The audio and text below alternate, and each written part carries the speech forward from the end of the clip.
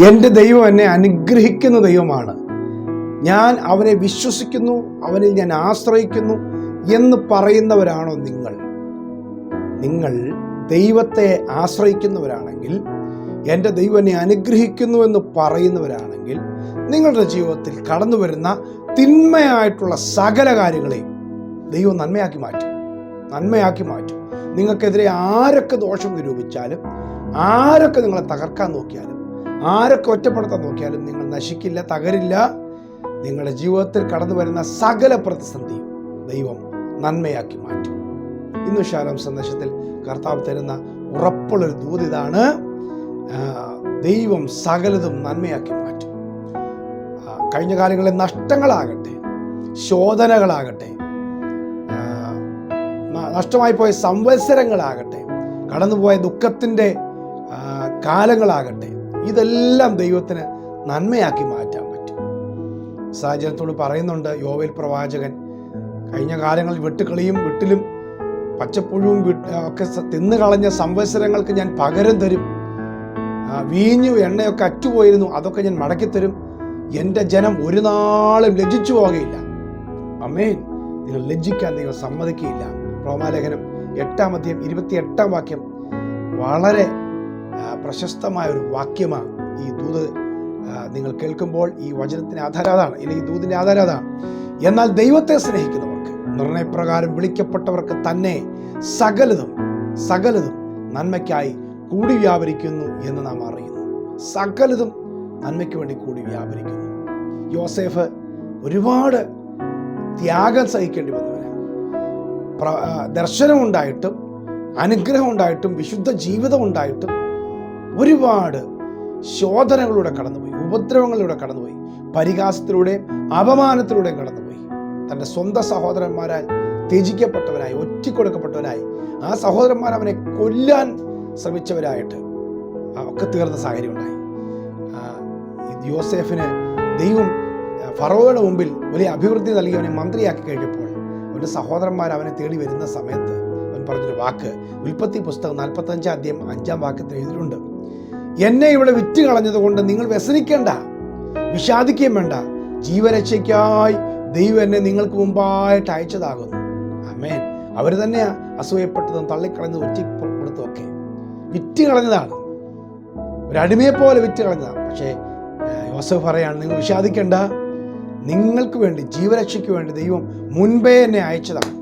അപ്പോൾ നിങ്ങളല്ല എന്നെ വിറ്റ് കളഞ്ഞത്, ദൈവം എന്നെ അവിടെ നിന്ന് അയക്കുകയായിരുന്നു. ആമേൻ. ഇത് നിങ്ങളുടെ ജീവിതത്തിലും പറയും കേട്ടോ. കഴിഞ്ഞ കാലങ്ങളിൽ അസൂയ കൊണ്ടും നിങ്ങളുടെ ഉയർച്ചകളെ താല്പര്യപ്പെടാത്ത സാഹചര്യങ്ങൾ കൊണ്ടൊക്കെ പലരും അപവാദങ്ങൾ പറഞ്ഞുണ്ടാക്കി നിങ്ങളുടെ നാശം കാണാൻ ആഗ്രഹിച്ചവരൊക്കെ കാണും. പക്ഷെ നിങ്ങൾ ദൈവസന്നിധിയിൽ വിശ്വസ്തമായി നിൽക്കുമ്പോൾ, ദൈവത്തിൽ വിശ്വസിക്കുമ്പോൾ, വാക്ക് പറഞ്ഞ് ദൈവം വിശ്വസ്തനാണെന്ന് നിങ്ങൾ ഉറയ്ക്കുമ്പോൾ, ദൈവം അതെല്ലാം നന്മയാക്കി മാറ്റുമെന്ന് മാത്രമല്ല, ഇന്ന് തള്ളിക്കളഞ്ഞവരും, ഇന്ന് അപമാനിച്ചവരും, കഴിഞ്ഞ കാലങ്ങളിൽ നാശം കാണാനായി കെണിവെച്ചവരും ഒക്കെ ഉണ്ടല്ലോ, അവരെല്ലാം തിരുത്തി പറയും. ഹല്ലേലൂയ. ഉൽപ്പത്തി പുസ്തകം 50 വരുമ്പോൾ യോസേഫ് തൻ്റെ സഹോദരന്മാരോട് പറയുന്നുണ്ട്: നിങ്ങൾ എൻ്റെ നേരെ ദോഷം വിചാരിച്ചു, ദൈവമോ ഇന്നുള്ളതുപോലെ ബഹുജനത്തിന് ജീവരക്ഷ വരുത്തേണ്ടതിന് അതിനെ ഗുണമാക്കി തീർത്തു. ദോഷങ്ങളെ, നമുക്കെതിരെ വിചാരിക്കുന്ന ദോഷങ്ങളെ ആരൊക്കെ നമ്മൾ അറിയുന്നില്ലല്ലോ. മറ്റുള്ളവർ വിചാരിക്കുന്നത് നമ്മൾ അറിയുന്നുണ്ടോ? ഇല്ല. ചിലപ്പോൾ ചിരിച്ചു കാണിക്കുന്നവരായിരിക്കും, കുടുംബത്തിലുള്ളവരായിരിക്കും, സഹോദരന്മാരായിരിക്കും, അയൽവക്കക്കാരായിരിക്കും, നമ്മളെ സ്നേഹിക്കുന്നൊക്കെ ചിന്തിക്കുന്നവരായിരിക്കും. പക്ഷെ അവർ വിചാരിക്കുന്ന ദോഷവും ദൈവം ബഹുജനത്തിന് രക്ഷ വരുത്തേണ്ടതിന് നന്മയാക്കി മാറ്റും. നിങ്ങളുടെ ജീവിതത്തിലും ദൈവം അങ്ങനെ നന്മകൾ കരുതാൻ ആഗ്രഹിക്കുന്നുണ്ട്. ഹല്ലേലൂയ. ദാവീദിനെ ശിമെയി ശപിക്കുന്ന ഒരു കാഴ്ച ശമൂവേൽ 2 പുസ്തകം 16 കാണുന്നുണ്ട്. അവിടെ ബെന്യാമീൻ ഗോത്രക്കാരനായത് 1ാമത്തെ രാജാവ് ശൗല് മരിച്ചു കഴിഞ്ഞപ്പോൾ എല്ലാവരും പറഞ്ഞു ദാവീദ് അവനെ കൊല്ലിച്ചതാണെന്നൊക്കെ പറഞ്ഞ് അപവാദം പറഞ്ഞുണ്ടാക്കി. പിന്നീട് ദാവീദ് രാജാവായി കഴിഞ്ഞപ്പോൾ സ്വന്തം മകൻ അബ്ശാലോം ദാവീദിനെതിരെ തിരിഞ്ഞിട്ട് അവൻ രാജാവായിട്ട് ദാവീദിനെ ഓടിച്ചു കളഞ്ഞു. പണ്ട് ശൗല് ദാവീദിനെ ഓടിച്ചതുപോലെ അബ്ശാലോം ഓടിച്ചു കളയുക. അപ്പം ശൗൽ ഗ്രഹക്കാരനായ ശിമെയി ശപിക്കുകയാണ്. രക്തപാതക, നീ പോ, നീ ശൗലിൻ്റെ ഗ്രഹത്തിൻ്റെ ശാപം ദൈവം നിന്റെ മേൽ വരുത്തിയതാ.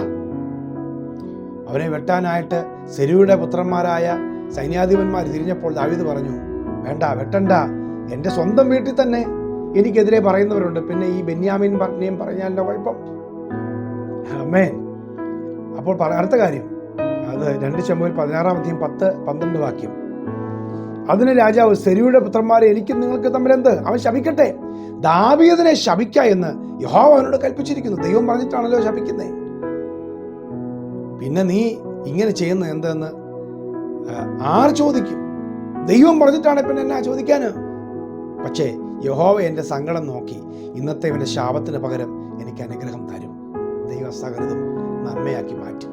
ആരെങ്കിലും ശപിച്ചാലും ചീത്ത വിളിച്ചാലും ഉപദ്രവിച്ചാലും നിങ്ങൾ ദൈവം അറിയാതൊന്നും സംഭവിക്കുന്നില്ല, എൻ്റെ ദൈവം അറിഞ്ഞിട്ടാണെന്ന് പറയാൻ തയ്യാറാണെങ്കിൽ അത് ദൈവം നന്മയാക്കി മാറ്റും. ദൈവത്തെ സ്നേഹിക്കുന്നവർക്ക് നിർണയപ്രകാരം വിളിക്കപ്പെട്ടവർക്ക് തന്നെ എല്ലാ പ്രതിസന്ധികളും, എല്ലാ അപമാനങ്ങളും, എല്ലാ ഒറ്റപ്പെടലുകളും, എല്ലാ ശൂന്യതകളും, എല്ലാ ഞെരുക്കങ്ങളും നന്മയാക്കി മാറ്റും. പ്രിയ കർത്താവേ, ഈ വചനം കേൾക്കുന്നവരുടെ ജീവിതത്തിൽ ശുഭകരമായ സാഹചര്യം അല്ലല്ലോ. പല വേദനകൾ, നിന്ദകൾ, അപമാനങ്ങൾ, കടഭാരങ്ങൾ, ഞെരുക്കങ്ങൾ, രോഗങ്ങൾ ഇതെല്ലാം ഉള്ളപ്പോഴും കർത്താവേ, നിനക്കതെല്ലാം നന്മയാക്കി മാറ്റാൻ പറ്റും എന്ന് ഞങ്ങൾ കേട്ടു. ഞങ്ങളത് വിശ്വസിക്കുന്നു. ഈ വചനം സ്വീകരിക്കുന്നവരിൽ എല്ലാം നന്മയായി മാറട്ടെ, നന്മയായി മാറട്ടെ, നന്മയായി മാറട്ടെ. യേശുവിൻ നാമത്തിൽ തന്നെ ആമേൻ. ദൈവം സകലതും നന്മയ്ക്ക് വേണ്ടി ചെയ്യും. കർത്താവിനെ സ്നേഹിക്കുക, കർത്താവിനെ ഏറ്റവും അധികം മുറുകെ പിടിക്കുക, അവനിൽ ആശ്രയിക്കുക, പിറുപിറുക്കരുത്, സംശയിക്കരുത്. ദൈവം വിശ്വസ്തന, ദൈവം നന്മയ്ക്കാക്കി മാറ്റും. God bless you. ഈ സന്ദേശം കുറേ പേർക്ക് ഷെയർ ചെയ്യണം. Have A blessed day.